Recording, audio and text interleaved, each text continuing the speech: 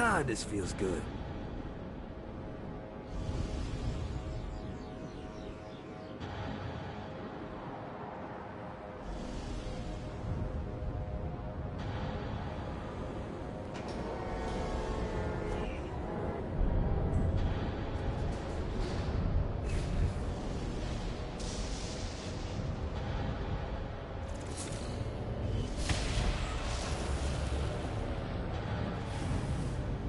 This is bad timing.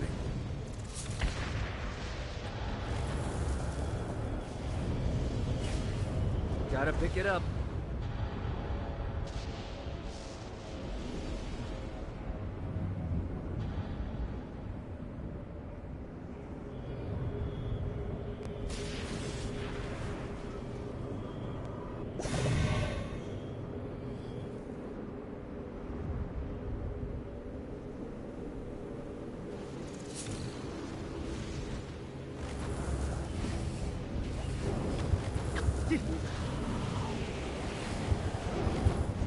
Need to rest the wings. Damn it. This is bad timing.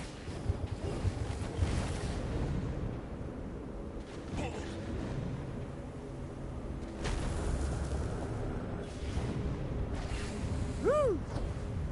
Got a touchdown. Ha! Oh! Ha!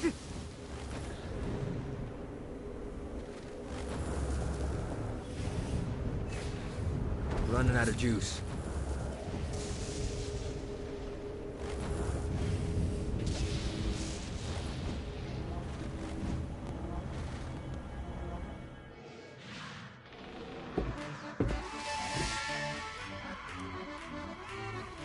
Abandoned ship! We've been boarded!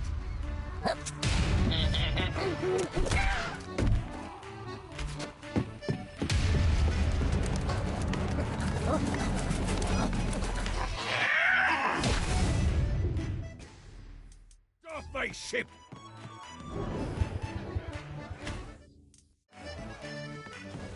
I am the scourge of the seven seas! Gets easier every time.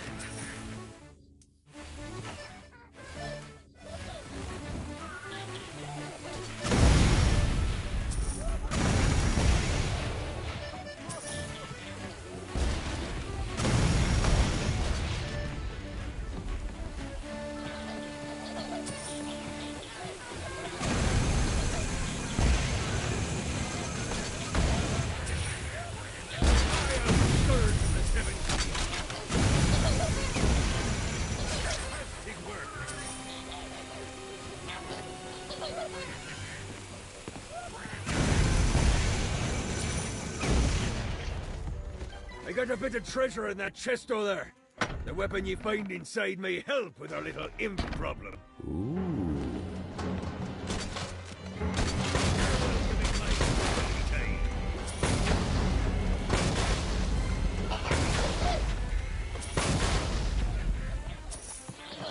No, not another one of these. Life is good.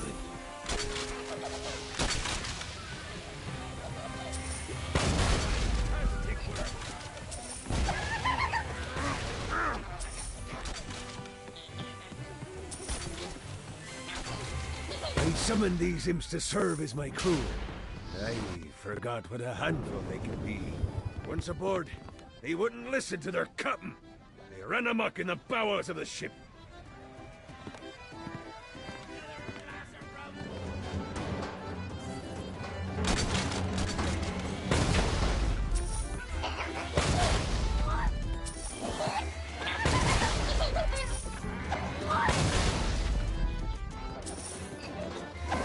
God, they're swarming me! You fighting little bastard.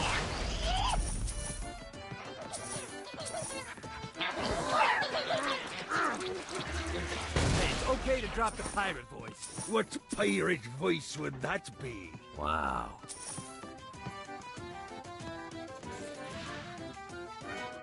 Zinyak's destruction of Earth had a profound impact on the afterlife. To heaven, it was a logistical nightmare. St. Peter's meticulous nature drove purgatory wait times to unbearable levels. Meanwhile, in hell, where souls in pain were used as currency, it created a new era of prosperity for the wickedly enterprising. This economic boon resulted in the coffers of hell to be overflowing, which in turn piqued the interest of the most notorious man that sailed the seven seas. Long had Blackbeard been a thorn in Satan's side, robbing tax collectors on a semi-regular basis. But the promise of an immeasurable fortune drove him to be even bolder. An arrangement was reached. Blackbeard would provide information on strategic targets in exchange for a share of the profit. Johnny, who was interested in murder, not money, happily agreed.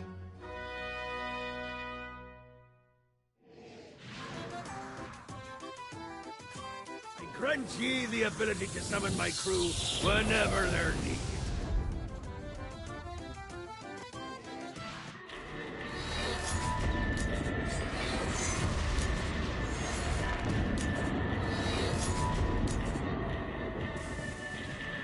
I think the time might come. All right, matey. It's time for your lesson. Let's summon me favorite scurvy-riddled hellion. Why don't you start off by summoning an imp to take out those enemies? There you go, matey. Now take down the other demon. Those little inkle biters are vicious. Now let's practice your aim. Take down the demons on the islands.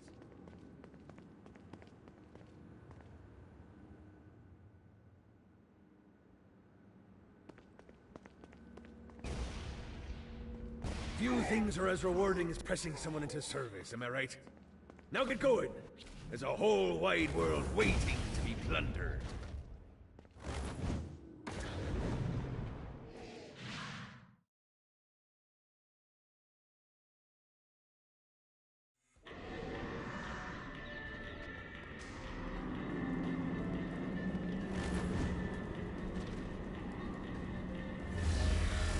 Don't mind if I do.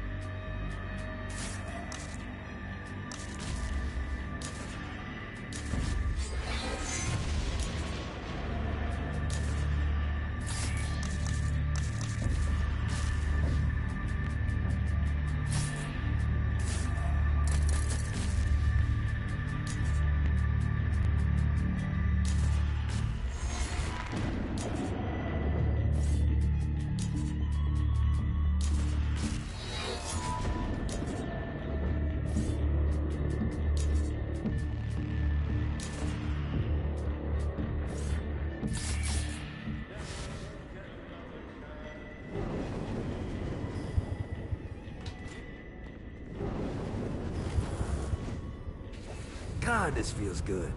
I raided a Centerpol office and found information on where the president is being kept. Evidently, they've been trapped in some sort of soul crystal inside Satan's palace. Breaking in is an impossibility. The best bet to save them is to continue to try to draw Satan out of his palace.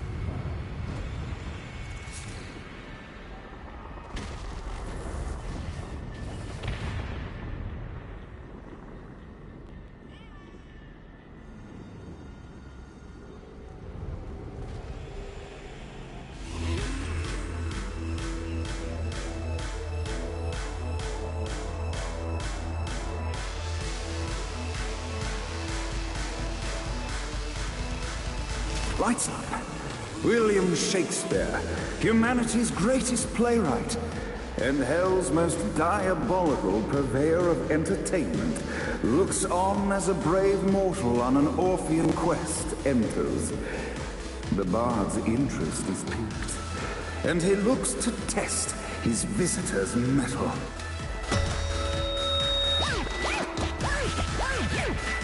The masked tragedies were used to enemies cowering as they approached, but soon they realized that they faced a foe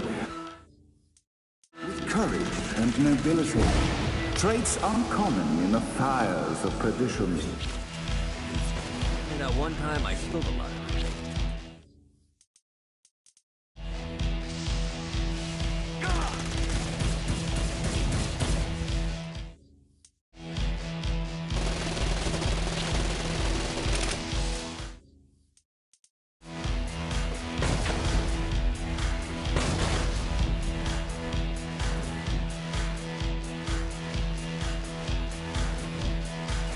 This is bad timing.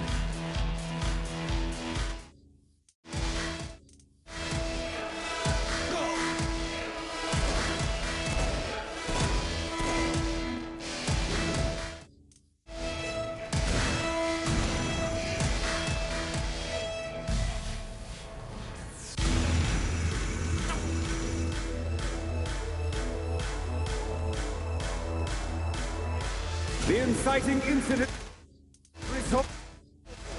The time had come for rising action.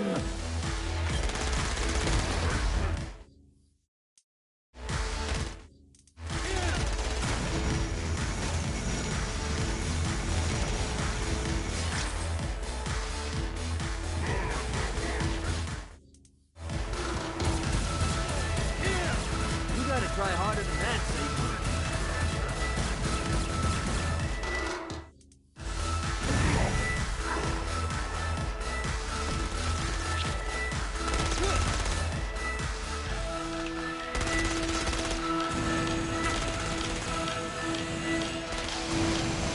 The battle raged below, and as bullets and blood flew, the bard arched a curious eyebrow. Could this mortal be the exact thing that Shakespeare needed?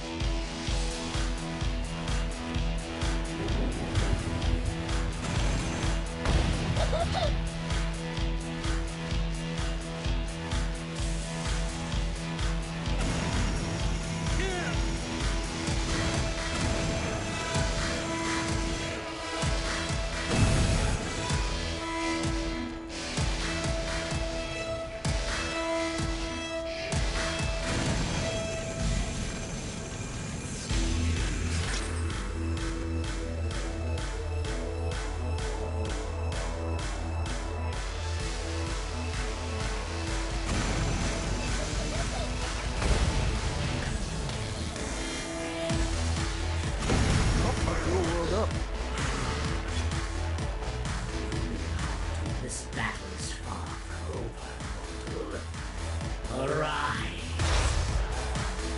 And now, Act 3!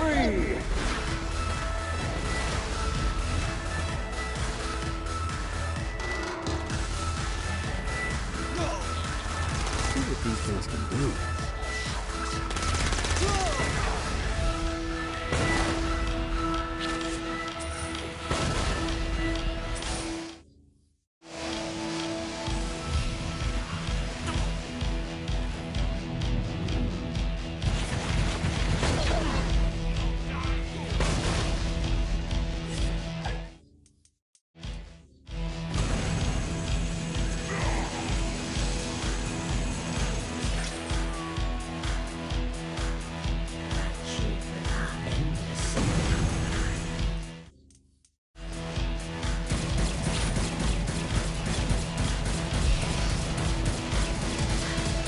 The conflict resolved, Shakespeare eagerly awaited meeting the champion that dispatched so many of his men.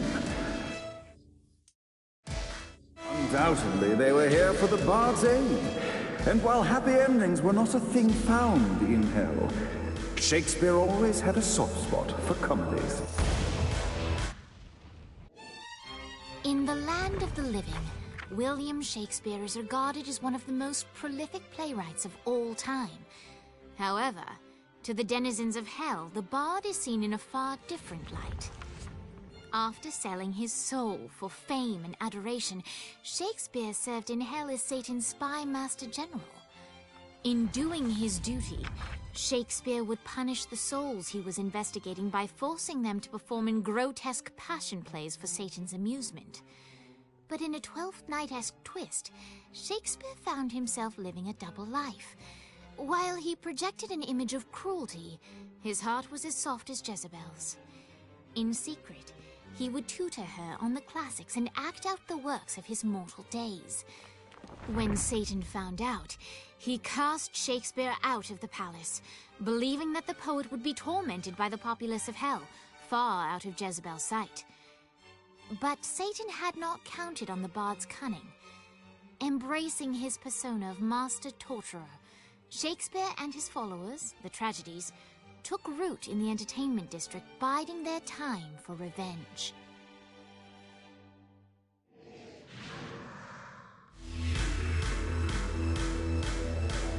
So Shakespeare called forth the Deus Ex Machina to bestow our protagonist with the arcane power of Force Stomp.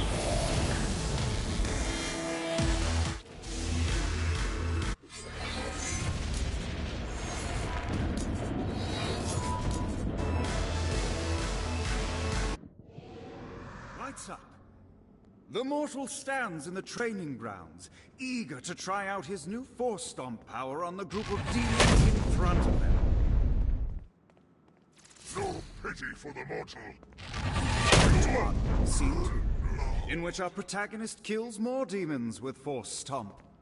Act 2, in which our protagonist is greeted by foul imps. Act 3, in which our protagonist learns that Force Stomp even works on flying enemies, enabling them to remove a Dark Inciter's shield. The day is won, and the curtain closes on our noble hero.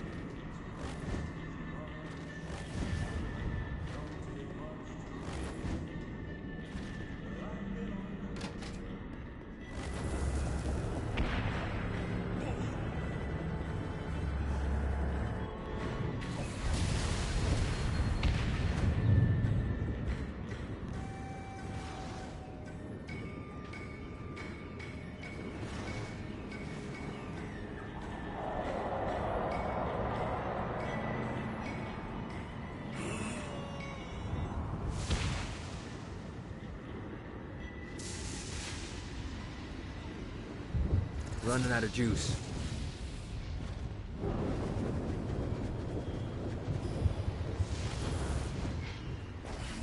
This is bad timing.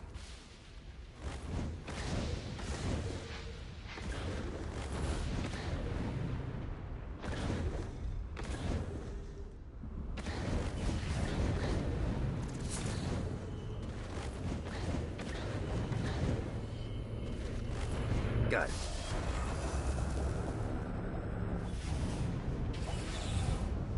Gotta pick it up.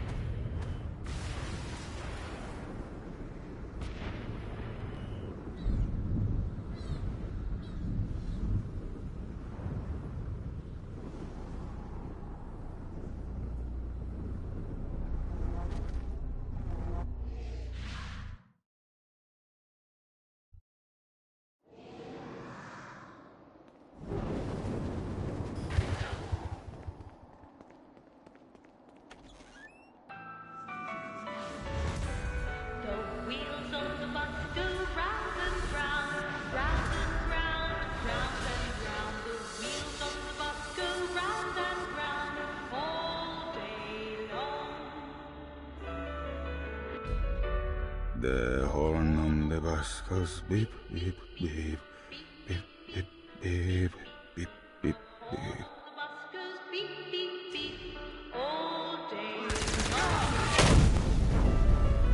this all hell's got to offer? You face the ugly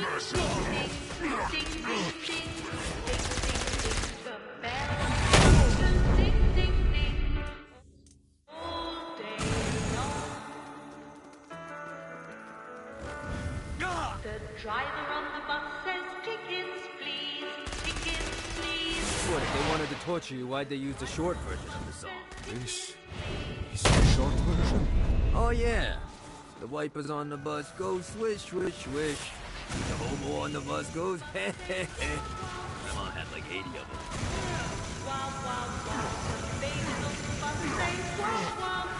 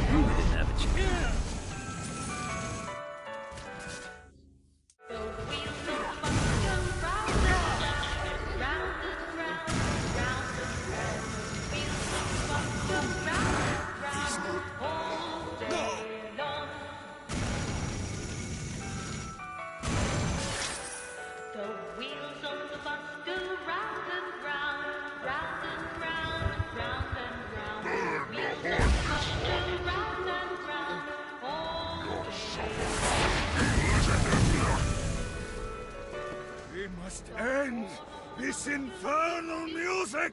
Come, let us return to my castle, so we may plot our next steps in proper surrounds. Johnny led Vlad back to his castle, which since his incarceration became a haven for frat parties and squatters. But the systematic impaling of trespassers would have to wait. Vlad was a man of his word, and was eager to provide intel that could aid in hobbling Satan's armies.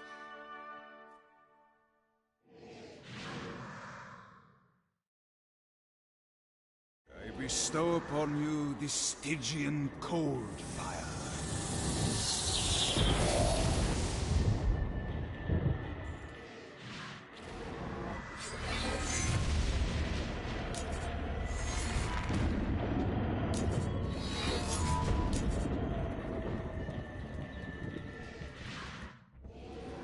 I've brought you to this inferno to teach you about the power I have granted you. Cold fire is an aura, which means you must activate the power and get close to an enemy before they will feel the cold embrace of the Stygian flames. Try it against these demons. The screams of success. Well done, my friend. Now here comes a dark inciter. Use your aura, then get close to him to take down his shields. From there, you can finish him off with your... You've done it. Doesn't it feel good to watch an enemy burn?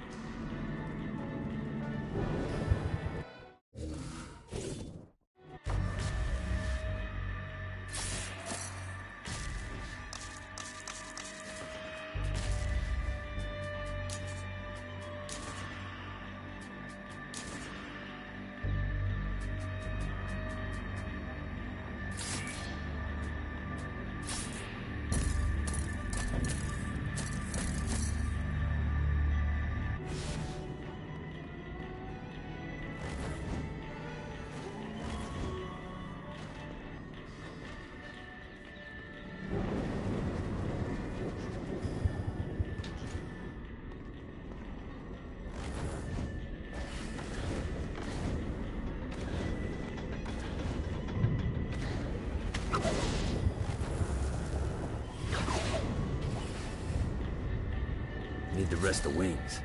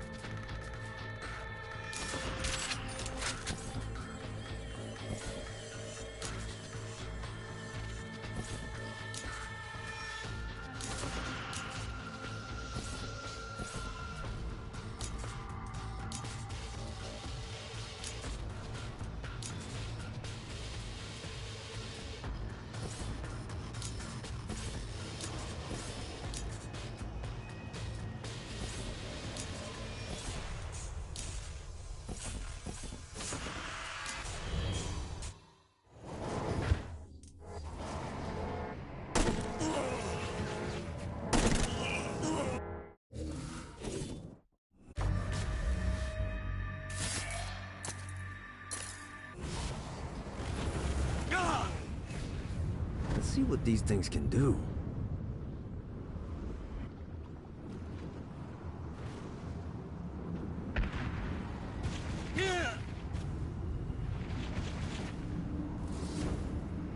Note to self. Find a way to control lightning. Go!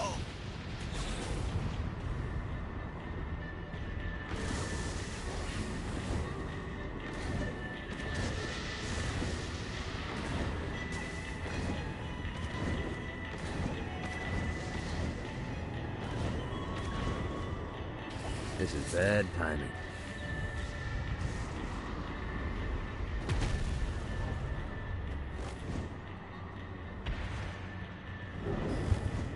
Got a touchdown. We're standing in a parking garage. I don't like it either, but Centerpool isn't giving us many options. I can't believe they tried to force us out. I can't believe you forgot the mimosas. I think we have bigger problems. I don't think you realize how much I love mimosas. I can't help but notice that people are trying to kill you. Yeah, they're really big on that here. What did you do? Is now really a good time? We can wait until we're done shooting people. Well, I'm great at multitasking. Remember when we offered you a deal on that airplane and you responded by killing everyone? Yeah. It's like that, but worse.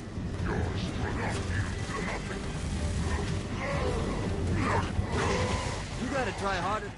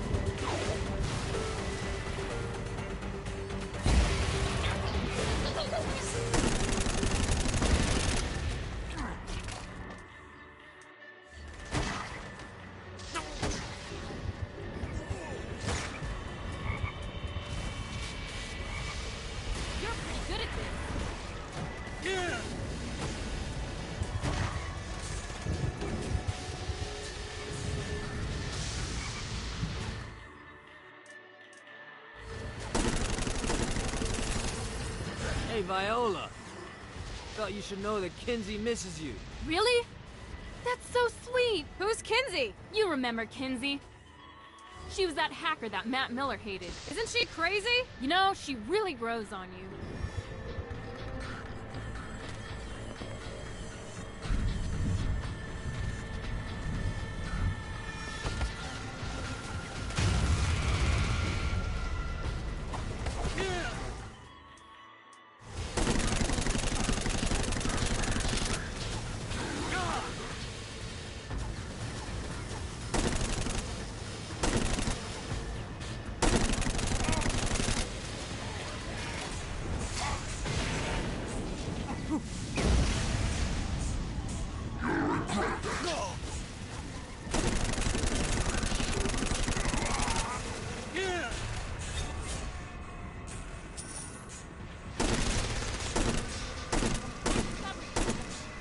Keep talking, bitch.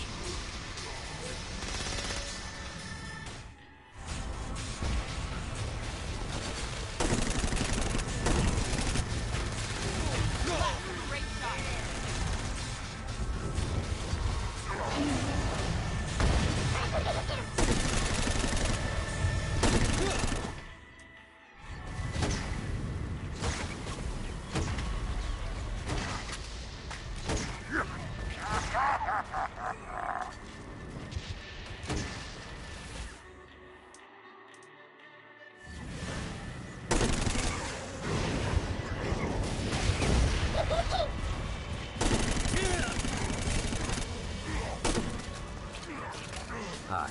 Let's get you two back to Dane. Hooray. After being reunited in hell, Kiki and Viola wasted no time in doing what they do best: facilitate the running of businesses. However, the De Winter sisters' success did not sit well with other would-be power players in Hell. The sisters' operations all came under attack at once, forcing them on the run. Soon, the twins found themselves on the receiving end of an offer they couldn't refuse. After all, it was better to own 1/5 of something than to be dead.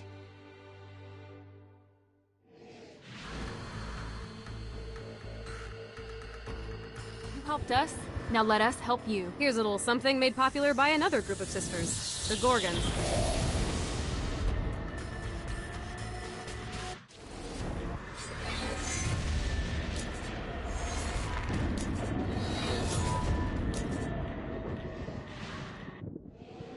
Alright, Dane's letting us use his Ultor training room to test out his Stone Blast power. So go ahead and blast these demons to turn them to stone. After they're petrified, you can use your pistol to shatter them. Need a run. Nice! Stone Blast is especially useful on flying demons like this one.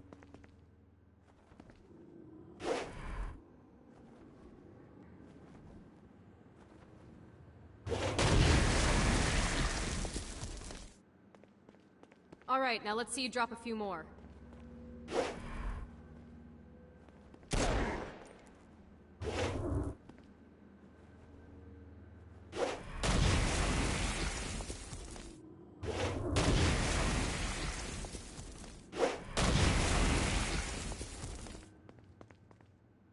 A blast will also take down the shield of the Dark Insider, leaving it vulnerable. I think you've got the gist of it. Alright, let's go.